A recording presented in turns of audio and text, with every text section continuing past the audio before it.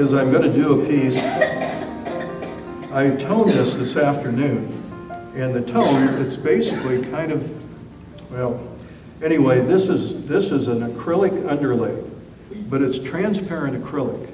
It's not, you know, a heavy acrylic.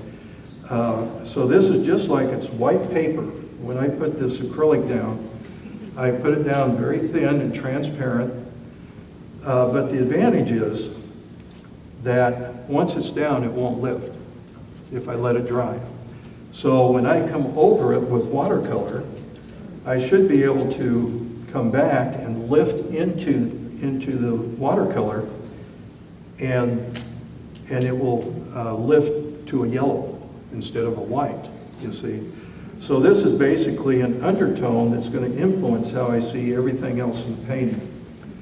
And what I plan on doing is just starting with watercolor, but I'm going to use an ultramarine violet to start with here. Why an ultramarine violet? It's the complement of the yellow. So when I lay this down, it's going to neutralize this upper area, and so it'll gray it down. I'm going to leave this open just as a yellow, and then start playing with granulating color and lifting and pushing the paint around and seeing what happens. And then at a certain point, if we have time, did everybody bring their sleeping bag?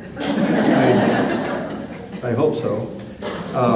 No, I'll maybe come in with a little gouache towards the end. So I wanted to do something I hadn't done in the first 4 days, so people wouldn't be seeing a repetition.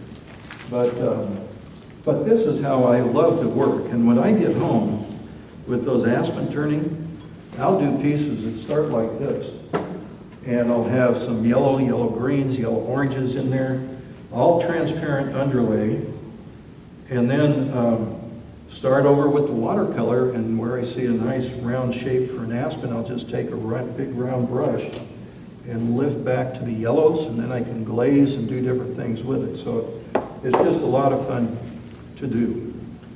And so that's it. So what I'd like, if possible, I'll just, it sounds like I can just answer questions because I'm talking away while I paint, but it's like there's two people. I've got a narrator up here, and I'm focused in on what's happening down on the paper.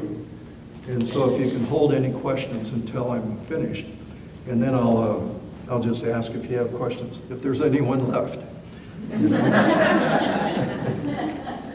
That's it. So that's what I'm going to do, and we'll see. So now I've got this. Some people would ask, if I was using this acrylic heavier, it would resist the watercolor, you see. So, but as long as I'm keeping it transparent, and by the way, you can do a transparent acrylic painting that's absolutely stunning and beautiful, and you wouldn't know the difference between a watercolor and acrylic. You know, it's just, it can be very, very transparent. The thing about acrylic is, as opposed to watercolor is going to dry lighter than when you first put it down. Acrylic, if you work it transparent, will stay about the same intensity and value as when you put it down. So it's going to give you more luminosity. So that's the idea. Anyway, the point is that the transparent acrylic is infiltrating the fibers. So it's staining the fibers, but not resisting the paint that goes over it. So many times in my studio, I'll work with acrylic and casein, and or just a straight acrylic painting. Or like this, where I'm working with the watercolor and the acrylic. So there's different ways to put the paint down if you want sedimentary color. And what I'm doing here is just wetting it ahead of time. And I want it wet enough that when I put the granulating color down, it will have time to sink into the paper and give me the granulation. So you want to, if you're doing granulation, you want it to, the granulating colors are heavier and more coarsely ground. So if you have the paper wet enough, it'll give it time to sink. You also want the paper flat enough that it's going to sink. If you're working vertically, like I did in the video, the granulation's not going to work. So anyway, I just, the color changed on me there. So we'll, I think if you just bring it back up. Okay. I think that would be good. See, yeah, see, I can see the color much better here. Ron follows directions too. Okay, so I'm going to start here, and I'm also going to create a channel here. And what that does, especially if you've got the paper tilted like I do, it gives the water a place to move, so it's not going to just settle and get a drip that's going to come down here. So I'm going to just lay this in here using a small brush. This is a 3-inch brush, and we'll just start to dive in. And so now I want that granulating color, and so I've got this. By the way, I squeeze this out fresh. I don't always do that. Most of these colors, most of the colors I have in here are M. Grant colors. I like their paint because it has a little honey in it. And now I'm putting this granulation in, and you can see where I put this in, it's going to neutralize the color in a different way than if I pre-mix the color, you see. So I'm just putting that down here, and hopefully that's going to have time to settle and granulate, and later I should be able to lift back to the yellow from this. And I want this to just move right down the picture plane, and we're going to take this on down through here.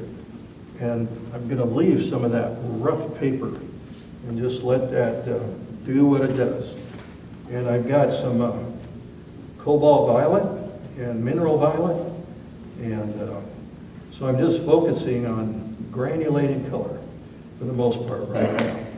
And we'll just let that happen, get that texture to happen in here, and just let it go. And so I always work from large shapes. I'd say 90% of the time, not always, but 90% of the time. I work with large shapes and work to the small shapes, you know, mass to detail. So here I'm just working with this granulation. I can bring it down into here if I choose, because it doesn't make any difference. And I've got the granulating colors out, so I've got a cerulean blue, I've got a little ultramarine blue and violet and mineral violet, and so on. And we'll just start to play. And I'm just going to bring some of this in through here, let this drag and see where it goes, and just get some nice texture happening. And I'm doing this while hopefully, one thing I forgot was a hairdryer. And it might be good if this doesn't dry quickly, but mainly I'm concerned about my hair.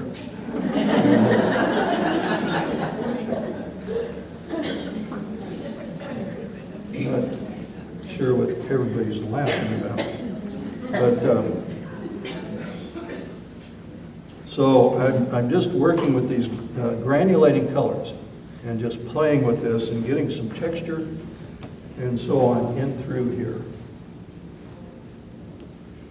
And I might not even need the granulating or the hairdryer, but it doesn't. It's better to have it and not need it than it is to need it and not have it. So I just want to see how that rough paper just gives it a nice sparkle, and so on. So while this is happening, I'm going to just play with some other color in here, just kind of juicy shapes, and let it just do what it does. And sometimes I might want a little cool in there, so I might come in with a little cerulean and lay some of that in there too, down towards the bottom. And you can have so much fun that you forget what you're, that you go too far, I guess is what I'm trying to say. So as I work, I'm going to start to build here. And I'm still going to work this pretty dark, I use a lot of pigment, very little water, because I love color.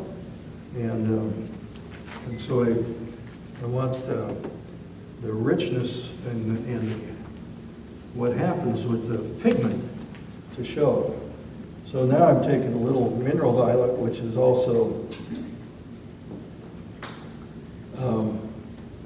called manganese violet by some companies. And I'm just going to take these two colors and start to build a little bit.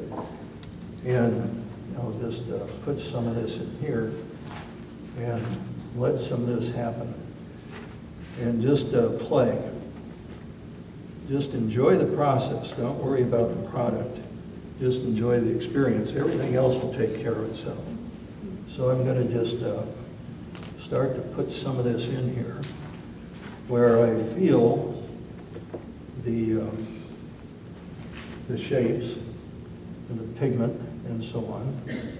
And I'm just going to bring this up in through here. And I can just take these out and we'll just take this other one. I want these to be at a little bit of a wedge, so it's just not parallel shapes, but there's something called surface tension by creating just a little wedge there. It'll make all the difference just in terms of the energy that's moving through. So I'll just put some of this in here, and I want that dark. I might even have this dark a little stronger here. Just play, enjoy the process, and see what happens. A lot of pigment, very little water. And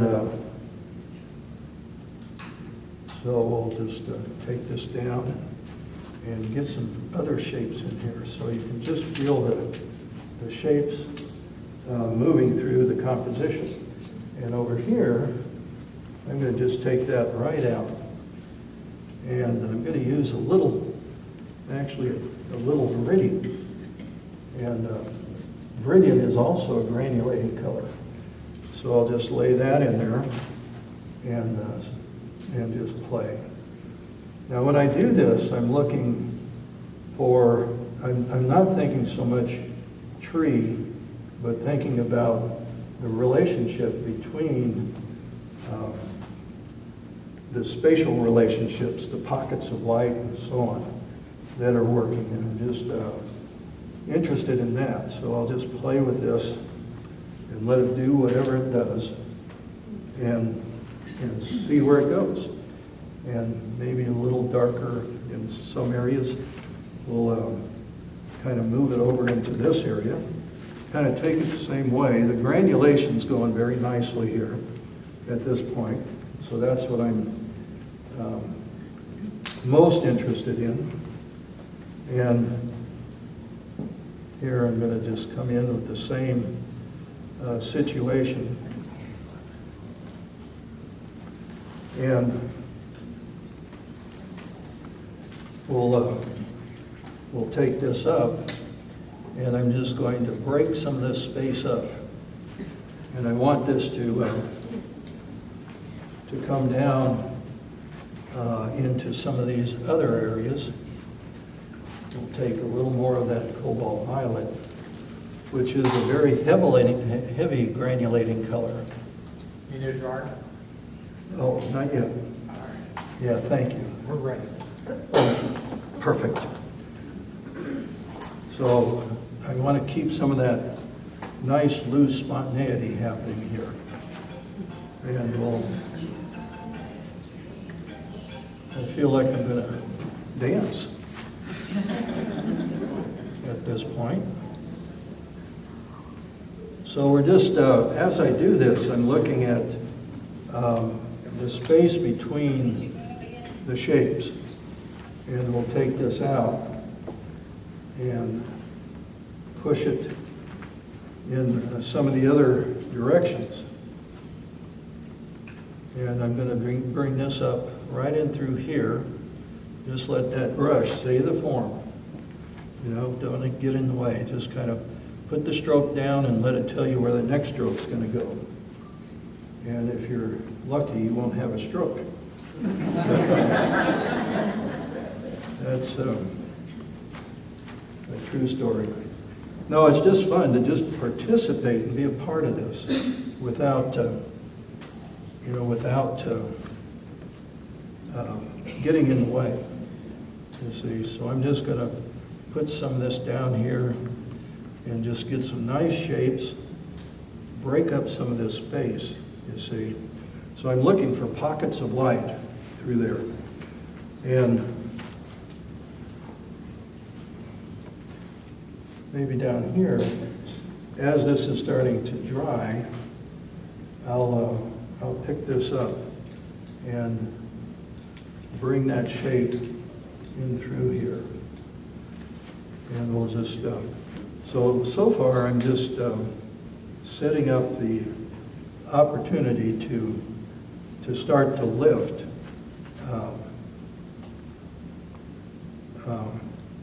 lift the paint. So all of this, remember that yellow tone underneath is going to be stationary as long as you let it dry. If you don't let it dry first, it's not going to happen, because then the acrylic is going to lift too. But we'll clean the palette every time I want to start introducing new color. I come in and clean the palette first. And believe me, I've taught enough workshops to know that most people don't want to clean their palette. They just want to keep painting. And so now I'm going to take a little Naples yellow and just a touch of orange and just start to get a few little other notes happening in the composition. And the Naples is kind of a semi-opaque color, you see, so it's going to do what it does, but I like to use it. I use it a lot in my compositions, and because it gives me body, it gives me substance, and that's very important to not just paint what you feel, but also try to create the feeling. And so I'm just coming in here now with a round brush, building some of this. And I can also, well, come into this a little later, but I can, while it's still wet, I can come in and lift, you see. I should be able to come in and do some various lifting areas, and we'll just pick some of that up. I'll be doing that a lot more here in just a minute. But that's the idea. And so I'll just keep playing with this, see where it goes. And I want this a little dry brush, so I'm breaking up these shapes, you see, so it's not too much just that transparent yellow acrylic, but I'm getting some breakup in there, so it loosens it up with a little of the dry brush, and that can be interesting. And I want to pull this up here. We'll take this down. Just break up the hard edges a little bit. So that's the idea. Okay, now we'll see what's happening. And thank you.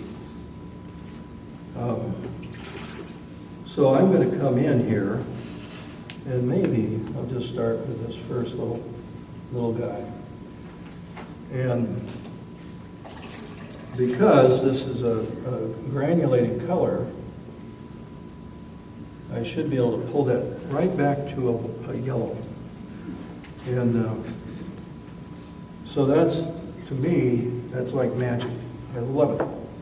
And we'll just break this up in here and pull some other shapes out.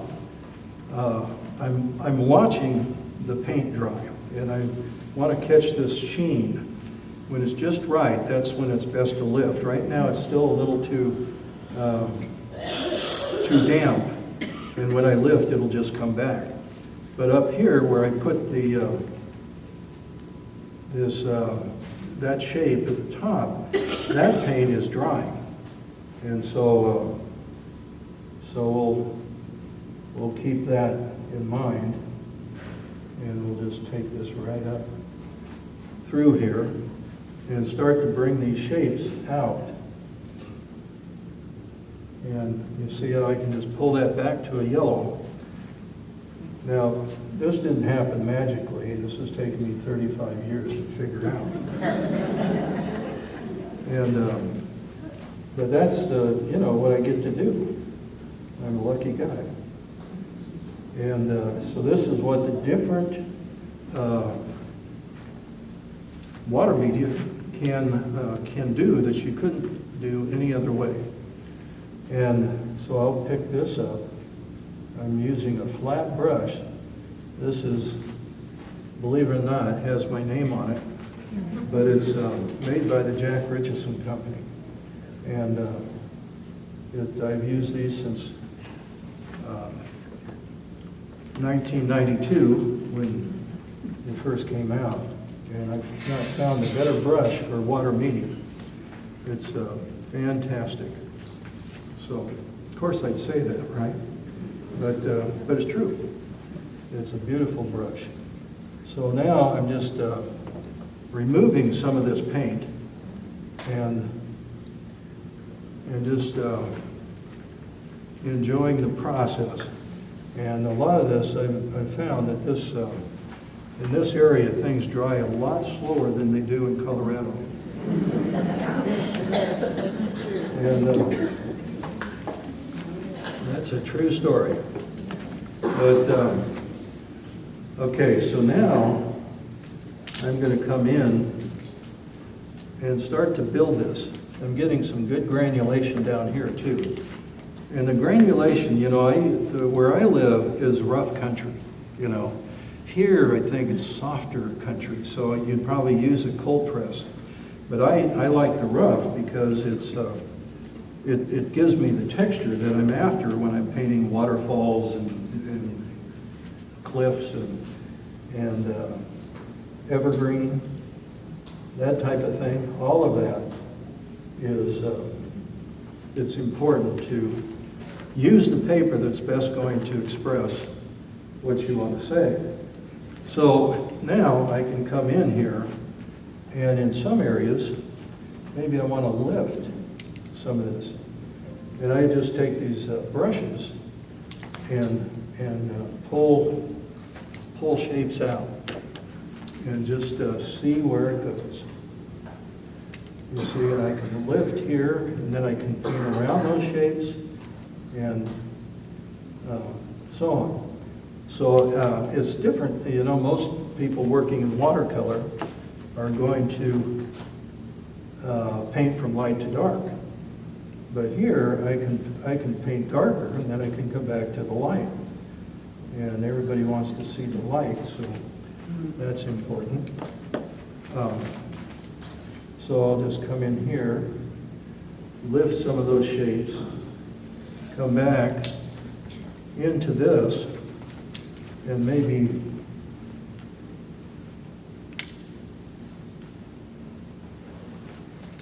oh, did you want to start? I mean, you can. Yeah. This is a good point. Good time to take over. Thank you. So now I'm just lifting back to that yellow and just creating a transition here and getting that yellow, you know, pretty strong. And I want that. I'm going to later come back and paint around some of that yellow. But I might come in here just for fun. You know, we've had forest fires where I live. And so some of these trees are dead snags, we call them. They're just, they're, you know, they've either been burnt or the beetle kill has come in and kind of created, you know, these disasters. But on the other hand, for a painter, it gives you an opportunity to paint violets and oranges and all these cool colors that you wouldn't be able to do if it was just green spruce. So there's always a reason to see beauty in the landscape. So we'll pop that in through there. I'm gonna, as it's starting to dry, pick up a couple other spots here, and we'll lift this. And I can come in. The flat brushes lift really well because you've got so many fibers that they just drag through, and you can just pick that up very easily. So, but there are times I want to use the round, and maybe I'll use the round just to show you the difference. So I'm just picking this up, laying this down, getting these vertical patterns. One thing I haven't talked about is the beat and the rhythm of the painting. But when I place these vertical shapes down, I'm thinking about the rhythm of the painting. And so I want a syncopated beat that's going to take me through. And so that's like, you know, I'm going to be looking at a bing, bing, bing, bing, bing, bing, bing, bing, bing, bing, bing, bing. So that's a syncopated beat rather than just a regular beat. And that's a true story. Okay, so I'm just playing with the paint now, getting these verticals to start to work for me, hopefully, and pulling those. Some I want brighter, some I want duller, and so on. And then I don't want to paint over all the granulation. I want to leave that. You know, I want that to be a part of it. That's why I'm using it. So we'll just lay that in there. And so now I'll come back and I'll get more of this going on through here. And I'm just going to lift and play. And people ask if I listen to music when I am painting, and I do. I just listen to classical music because I don't want to have any verbiage where I have to think about it. I just want the music to kind of inspire me, I guess. And so that's what I do. So I'm just looking for that rhythm and beat. See, now it's starting to dry, and I can just lift that out very easily and take it further.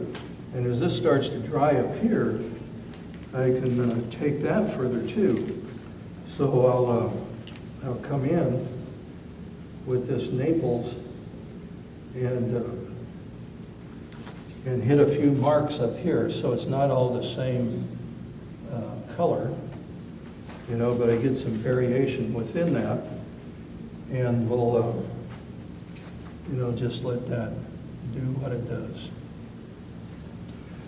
And at a certain point,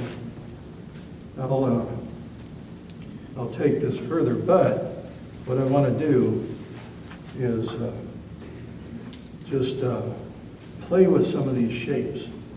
You see where I'm lifting, and I'll come in and get some other things happening, but mainly right now, I need another beat right here. So I'm going to pick that up, and this paper towel is as important as anything, as my brush. I mean, that sounds very strange, but I am constantly, I don't even think about it, but I'm taking the moisture out, how much pigment, how much water, whatever is, so I like Viva paper towels. They're the best for what I do. And they used to make a towel called Job Squad, Viva did, and that was the best. But for some reason, they quit making the Job Squad. And so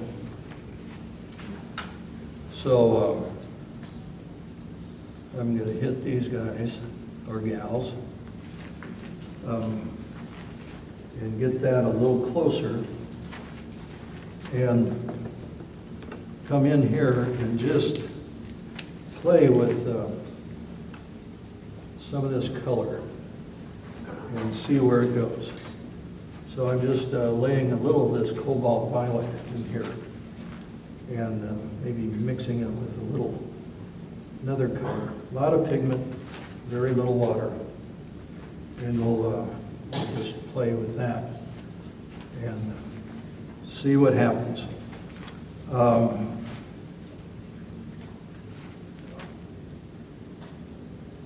think I'll bring this one down here too, just a little further. And I'm just working with the base of that now. So now at this point,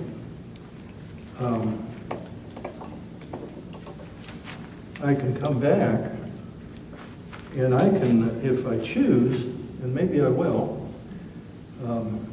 instead of using the granulating color, I'm going to come in and use a phthalo green and a quinacridone violet, and to give me a good dark. And that dark is going to be used to set some of this off. And it just depends on where, you see, when I get this darker color, although it's still a little moist, and I should use the hairdryer, but then I wouldn't have an excuse, you know. So gotta have an excuse. So I'm just popping this in. So what this does, it's going to give me, it's going to bring that to life. And so it's just a little strong dark, and it's a little to the red violet side that I'll use for for this composition. And you can see how that, the dark is, anytime I surround a pure hue with a dark value, it's going to make it appear lighter, brighter, and larger than it actually is. So, so that's good to know. And sometimes I'll have this kind of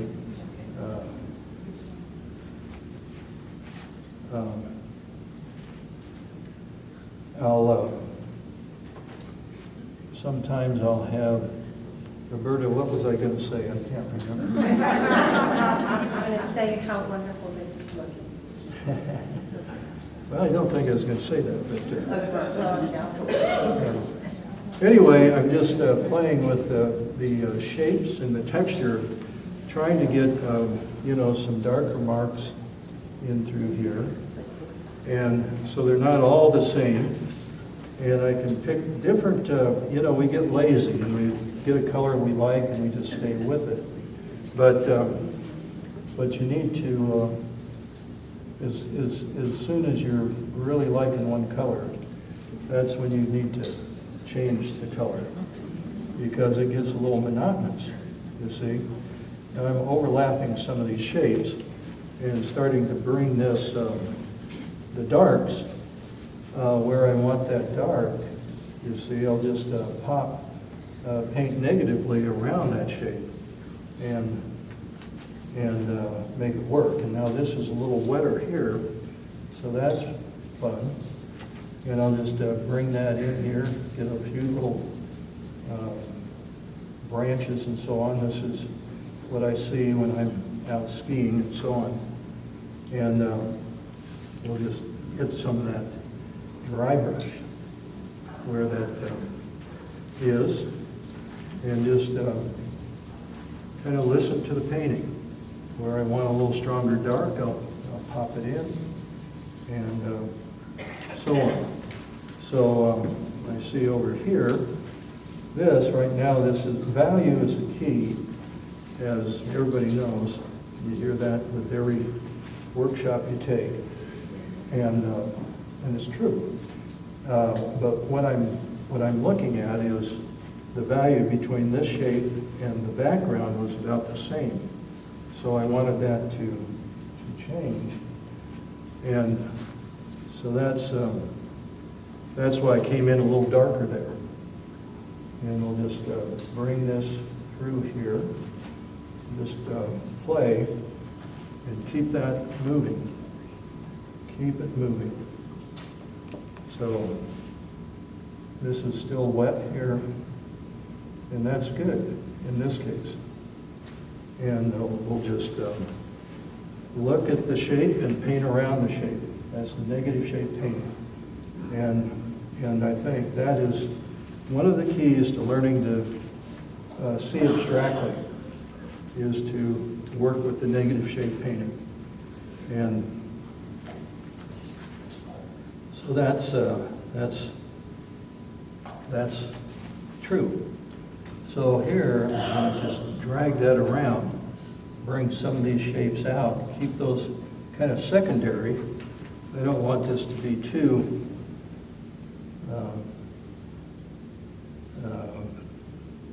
much of the primary shapes.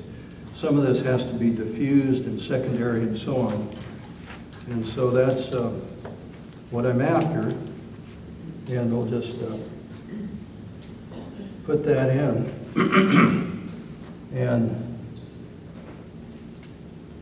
I'm going to hit just a little stronger note here. And we'll get that going too. And oh, I was talking about the round brush. We'll just play with that. And I'm going to, thank you so much, just lift with the round. And it'll give you a different lift than a flat brush. And so the shapes will tell me which brush I need for the lift. And everybody needs a lift occasionally, so we'll just make that work. But anyway, it's just so much fun to do this, you know? Maybe more fun in my studio, but it's, no, it's great. It's really great. So I'm going to come back and build around this now. Grin, cleaning my palette again. And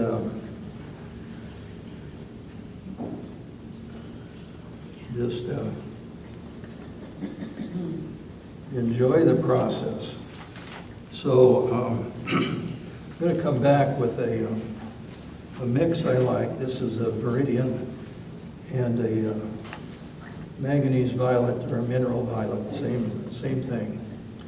And we'll just pop that in there and see where it goes. So I'm, again, just thinking value. What do I want? Do I want this to, you know, I want this to set this tree off, this bark or this trunk, so it has a little more oomph, not as much as this tree here, but it's important, and we'll just lay some of that in there. And I want a little lost and found. I don't want it all to be the same, but we'll take this and bring a little of it into this. You see, so now I've got these shapes that are going to overlap and interlock the form. So that is going to tie that together, and that's what I'm interested in. So we'll just put a little of that in there and see where that goes. Now I can come back up here, take that same mix, and take it up here, where I want this now to have a little more of a crisp shape, and we'll just let that do what it does and bring it down so it get that shape a little stronger in through there. So now it's just kind of adjusting the value and trying to tie some of this together. Again, I've got to watch getting my fingers in the way. So I'm going to pop that a little bit and let some of that just move up the picture plane and let it do what it does. Now here, I'll take just a small note, these couple little shapes that are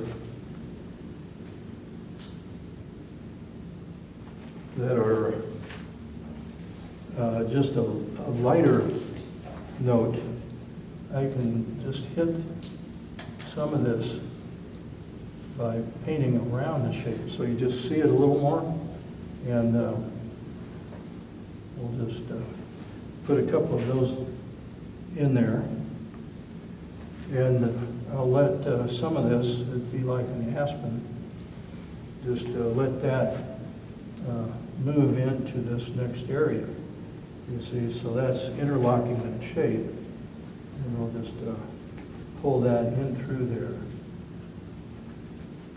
And, you know, a lot of this I can do when I get home and finish it, but this will give you a good idea of how I approach the painting, and we'll just get a little more oomph right there. So that's that. And it's just so much fun to play with this, you know. It's just listening and taking it the direction you want to go. or it wants to go. It might be taking you in a way that you're not aware of, and you've got to be open to shifting your thoughts. And so I'm just getting some of this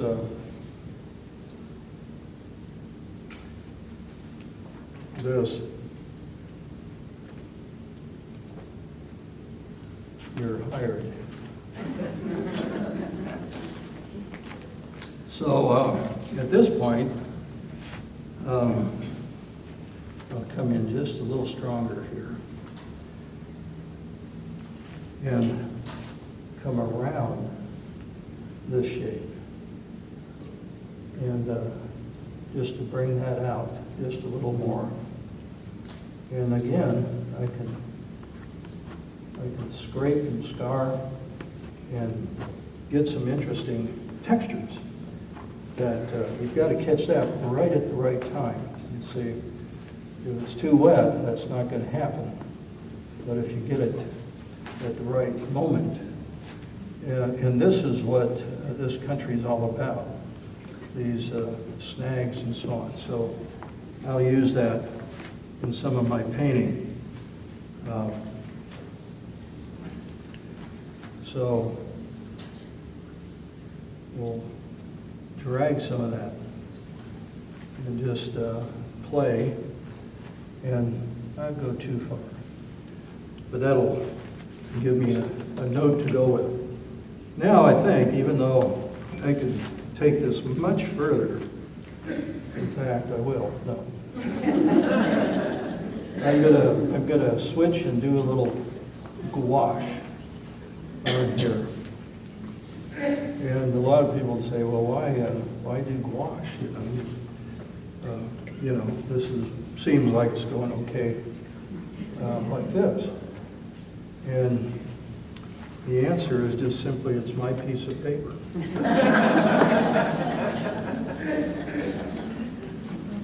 And so here I'm just pulling this out to get that note of color. And what the opaques will do is it'll set off the transparents. And so that's how I spent a lot of my career, is just working with transparents against opaques.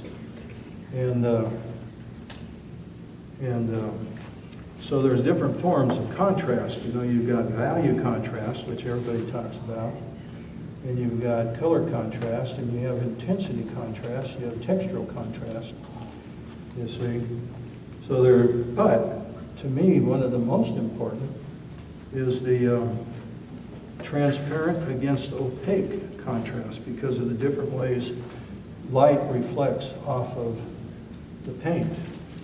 So that's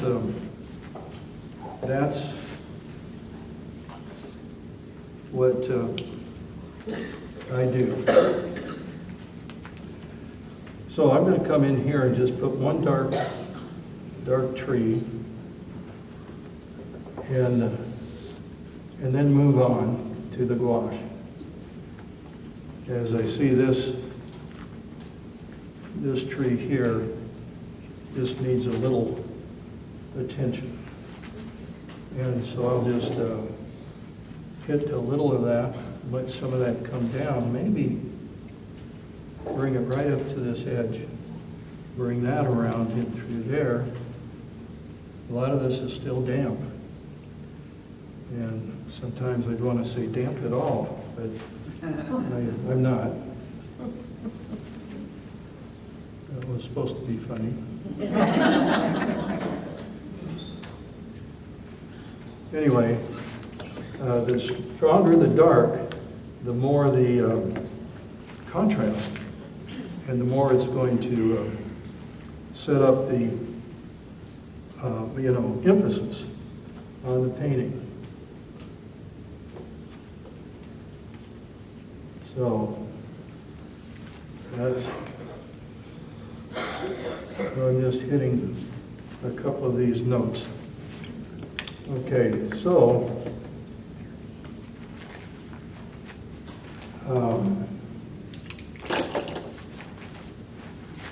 now I'll come back and just put this away and squeeze out some gouache.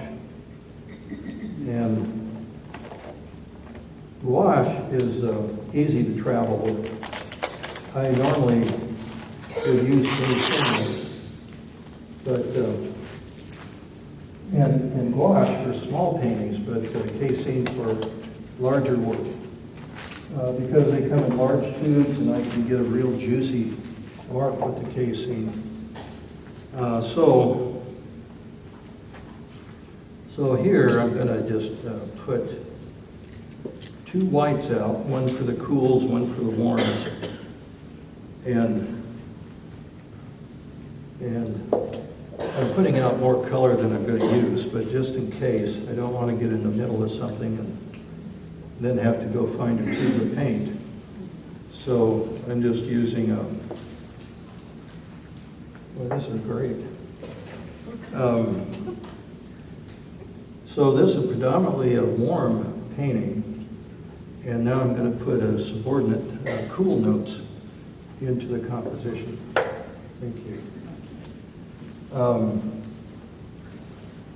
As I say that, I'm going to need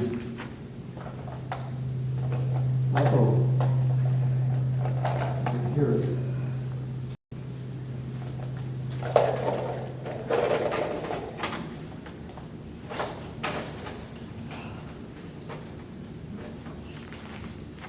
I'm just going to put out a little more color. And the color I want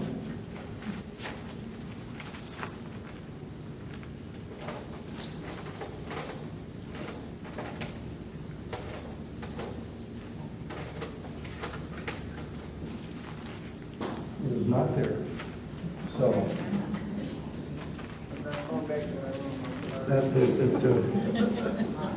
that's what I was hoping for, actually, is okay, so I'm just putting out a little gouache and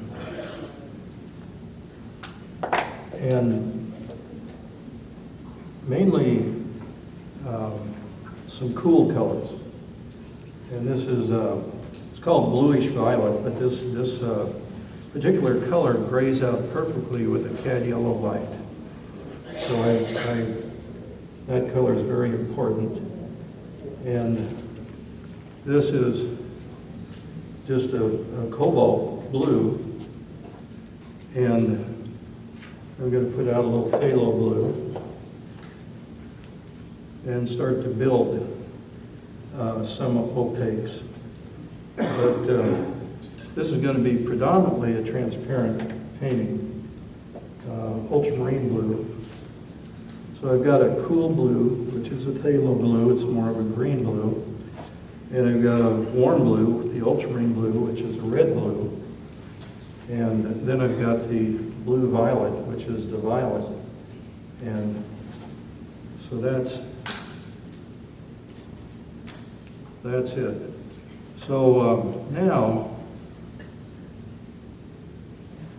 I'll dive in and start to play with some gouache and see what happens. And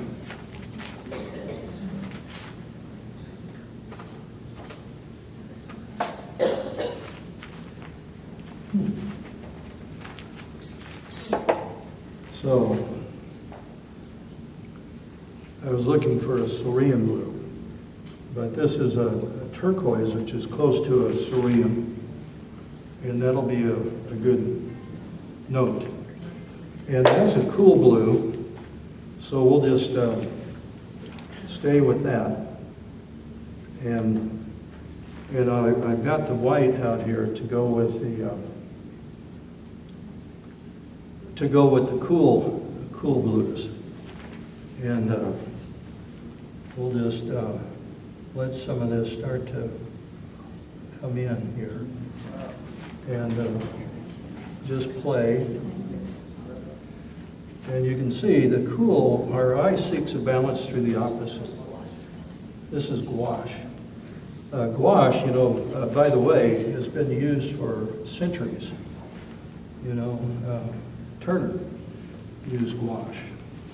But back in his day, if you're in England and you're looking for watercolors or something, you might see, it'll say body color.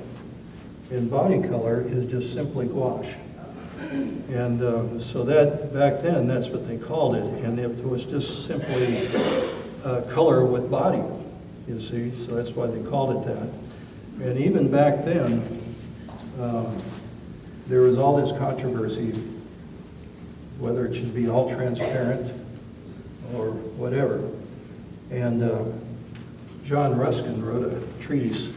First book on watercolor technique was written in like 1850 by John Ruskin, who was a critic for the London Times or whatever time it was, or whatever paper it was.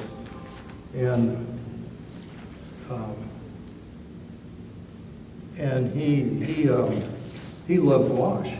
In fact, I've been to his studio up in the Lake District, and so on. But in his treatise, he says, just know that some people are going to question your use of body color, you know, because it's not transparent. So that's, you know, that's kind of something that's carried through even to today. So I might save a little of this yellow. Hey, fun. Just a little note of that yellow. But again, the key is you don't want to eat yellow snow. So,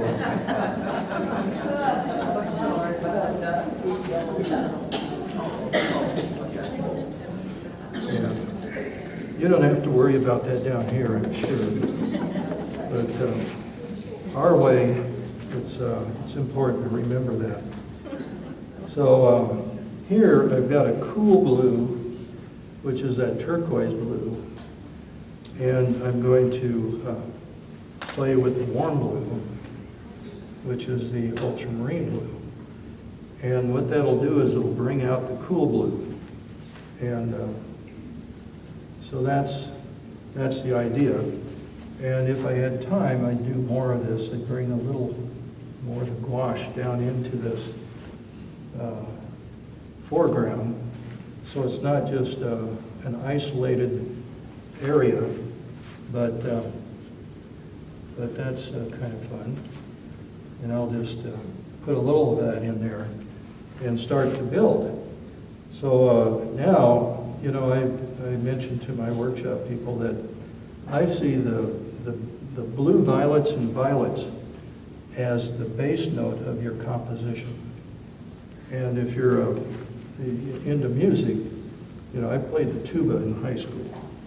And so you know, when you listen to a classical composition, sometimes you hardly hear the bass, but it's the foundation, the tuba or the bass. It's the foundation that everything else comes from. And that's how I see the blue violets and the violets. I see that as the base note of color. And so that's that. I'm just hitting that in a few spots here to let that kind of come into the composition and just let it be. And I'll come back with, I could take this a lot further, but I'm going to come back with a kind of a translucent meaning a cloudy veil of ultramarine blue. So it's neutralized just by making it more pastel. And so we'll see.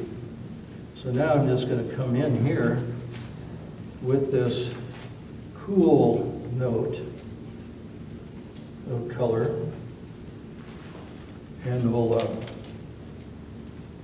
just let that be here. And what, with a translucent, when this dries, I should be able to feel some of the yellow underneath, you know.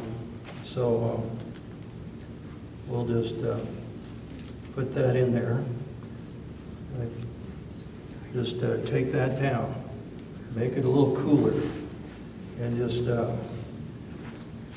see what happens. So we'll just go from there, and I'm going to come over to the other white, and why not come in a little deeper in the foreground? This will just kind of set that off. You see, just come in and get it a little darker down here. You probably need a little more ultramarine blue. And so, because I want that to be even darker than it is. And we'll take that and get it nice and dark in through here. You see, so I just want that to kind of pull you into the composition. And so that's the idea. And I can come back if I choose.